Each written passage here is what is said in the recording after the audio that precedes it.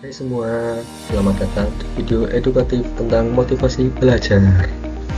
Pernah nggak sih kalian merasa semangat banget belajar sesuatu, tapi dengan waktu malah males banget? Tenang, itu hal yang sangat wajar kok. Sebab itu berkaitan erat dengan yang namanya motivasi. Motivasi belajar adalah seperti bahan bakar yang membuat kita terus bergerak maju dalam proses pendidikan. Tanpa motivasi, kita mungkin akan merasa kesulitan untuk mencari tujuan kita. Bayangkan, jika kalian memiliki semangat yang tinggi untuk belajar, maka kalian akan lebih mudah untuk memahami materi, mengerjakan tugas, dan mencapai tujuan akademis kalian. Namun, jika kalian tidak memiliki motivasi yang cukup, maka kalian mungkin akan merasa kesulitan untuk tetap fokus dan termotivasi. Nah, dalam video ini kita akan membahas lebih dalam tentang motivasi belajar, apa itu motivasi belajar, jenis-jenisnya, contoh penerapannya di sekolah, dan peran guru dalam menumbuhkan semangat belajar. Kita juga akan membahas teori motivasi yang relevan seperti teori Abraham Maslow dan self-determination theory. Jadi, jika kalian ingin tahu lebih banyak tentang bagaimana meningkatkan motivasi belajar kalian, maka video ini adalah untuk kalian. Yuk, simak sampai akhir dan mari kita mulai perjalanan kita dalam memahami motivasi belajar.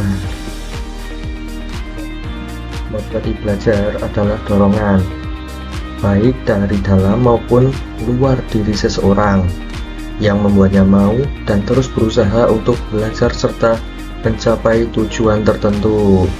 Nah, secara umum, motivasi belajar dibagi menjadi dua jenis, yaitu pertama ada motivasi intrinsik, yaitu adalah dorongan yang datang dari dalam diri kita sendiri.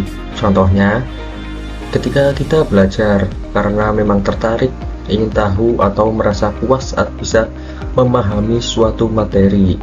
Dan yang kedua ada motivasi ekstrinsik, yaitu berasal dari luar diri. Nah, contohnya itu ingin mendapatkan nilai bagus, hadiah dari orang tua atau pujian dari guru.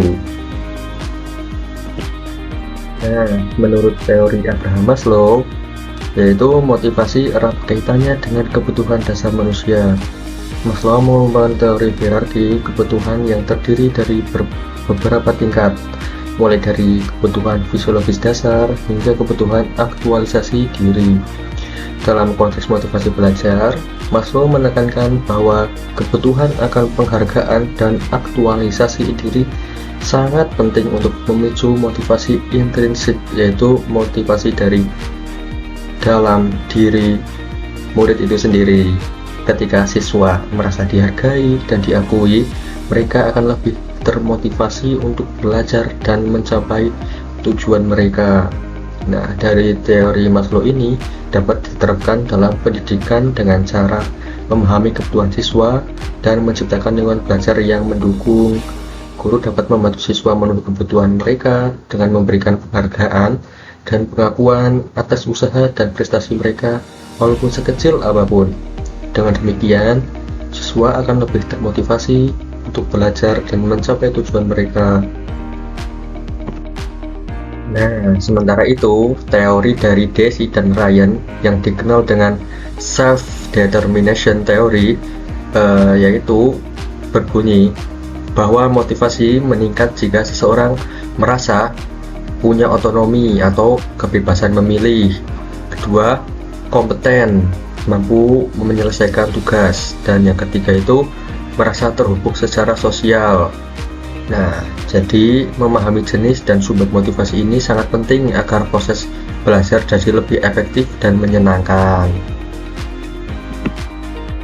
Motivasi belajar bisa ditemukan melalui berbagai cara di dunia pendidikan.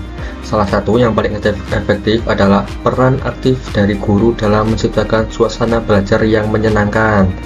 Nah, misalnya saat guru menggunakan metode pembelajaran yang variatif seperti permainan edukatif, proyek kelompok, atau media interaktif, siswa jadi lebih antusias dan terlibat. Nah, contoh lainnya, ketika siswa diberi kesempatan untuk memilih sendiri tugas topik mereka, Mereka merasa dipercaya dan lebih bertanggung jawab. Ini bisa memicu motivasi intrinsik karena mereka belajar atas dasar minat pribadi. Nah, selain itu, memberi penghargaan atas usaha, bukan hanya hasil akhir. Bayangkan seorang siswa yang nilainya belum sempurna, tapi tetap diberi apresiasi karena sudah bekerja keras, itu akan mendorongnya untuk mencoba terus-menerus. Ini bentuk motivasi intrinsik yang sehat dan membangun. Nah, dalam proses pembelajaran modern, peran guru tidak lagi sekedar sebagai pemberi materi. Nah, guru kini dituntut menjadi fasilitator sekaligus motivator. Artinya, guru harus bisa menciptakan suasana kelas yang mendukung, terbuka, dan menghargai keberagaman karakter siswa. Guru yang mampu memahami kebutuhan dan minat siswa akan lebih mudah membangun hubungan emosional yang positif. Ketika siswa merasa aman, didengar, dan dihargai, mereka akan lebih terbuka terhadap pembelajaran. Inilah yang membuat motivasi belajar tumbuh dengan sendirinya. Nah, tak kalah penting, guru juga perlu memberi umpan balik yang membangun, bukan hanya menunjukkan kesalahan, tapi juga mengapresiasi perkembangan sekecil apapun. Dengan begitu, siswa tidak hanya belajar untuk lulus ujian, tapi juga untuk tumbuh dan berkembang sebagai individu yang percaya diri dan mandiri. Jadi, bisa kita simpulkan bahwa motivasi belajar adalah bahan bakar utama dalam proses pendidikan. Baik motivasi dari dalam maupun luar diri, semuanya penting dan saling melengkapi. Peran guru, siswa, dan lingkungan belajar sangat besar dalam menjaga motivasi ini tetap menyala.